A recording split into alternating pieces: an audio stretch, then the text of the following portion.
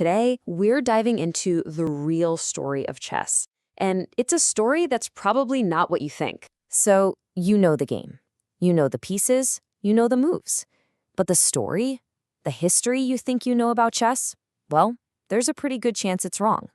So I have to ask, do you know the real story? Well, get ready, because the answer is going to take us on this wild 1,500-year journey.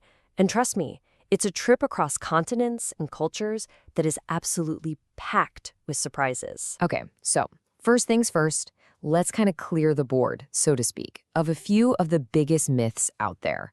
We have to do that before we can get to where the story of chess really began. Okay, spoiler alert. It didn't start where a lot of people think it did. You hear these stories, right? That King Solomon invented it, or maybe the Greek god Hermes gave it to us. Others will point to China or even Persia. Look, they're great stories, they're romantic, but the historical record, the archaeology, it's pretty clear they're all myths. And you know what? The real story is way more interesting anyway. All right, here it is. The true ancestor of chess is a game called Chaturanga. It all starts in the Gupta Empire in India way back around the 4th century. The name itself is a dead giveaway. It comes from Sanskrit. Chatur means four, and anga means limbs or wings. So you get the four-winged game. And what it really represented was a war game. It was a simulation of the four key divisions of the Indian army back then: your infantry, your cavalry, your elephants, and your chariot. And look, you don't even have to take our word for it. Let's go back to the 9th century. There was an Arab historian, al-Yaqubi, and he's writing about India's greatest gifts to the world. And what does he list?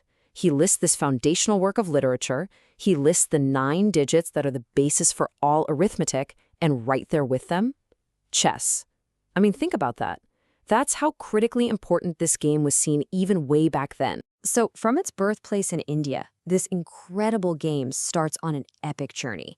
And it's this migration that's going to transform it into the chess we all know. Okay, so the history is actually pretty complex, but you can boil it down to one single super important journey. It starts in India as Chaturanga. Then it moves to Persia, where it gets adopted and renamed Shatranj. From there, it spreads across the Arab world, and this is key. It gets refined like crazy during the Islamic Golden Age.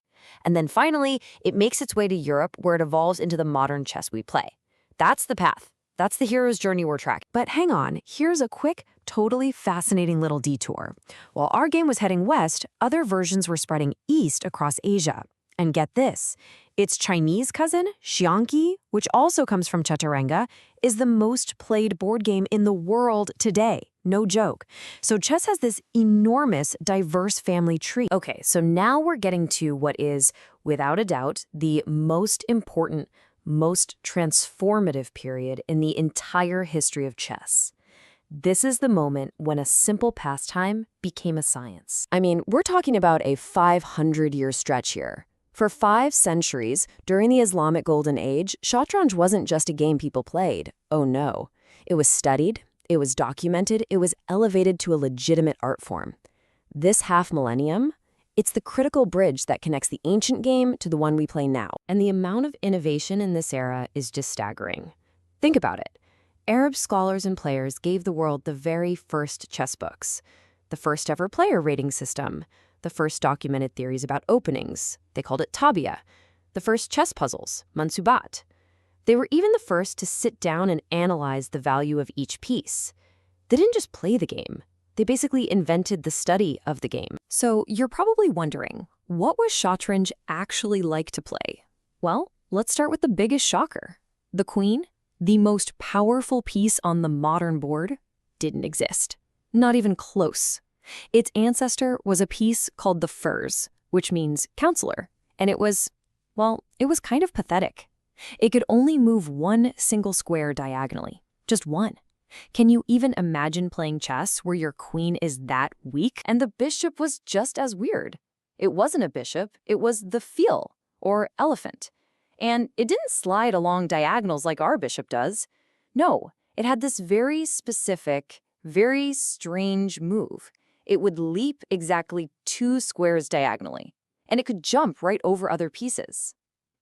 This just completely changes the whole geometry of the game, doesn't it? And you have to see this. This is incredible. 1,000 years before FIDE ratings were a thing, Players in the Arab world had this super sophisticated system for classifying players. Right at the top, you had the Aliyat, the grandees. These were the best of the best, the ones playing in the caliph's court. They were basically the first grandmasters. And below them, you had different classes of players, all ranked by the odds, like a peace advantage. They would need to even have a chance against a grandee. It's the direct ancestor of our modern GM, IM, and FM title system. Just amazing. All right, so let's get to the final leg of this incredible journey. How did this highly refined scientific game of shatranj make its way into Europe and finally become the chess that we all know and love today? So this timeline really lays out that final transformation. Around 651 AD, shatranj is everywhere in the Arab world. Then, around the year 1000, it finally enters Europe, mostly through what was then Islamic Spain. And for centuries, Europeans are playing shatranj. But then, around 1475, everything changes, a revolution. European players supercharge the game. They turn the weak little furs into the almighty queen, and the leaping fiel into the modern sliding bishop. This made the game so much faster, way more dynamic.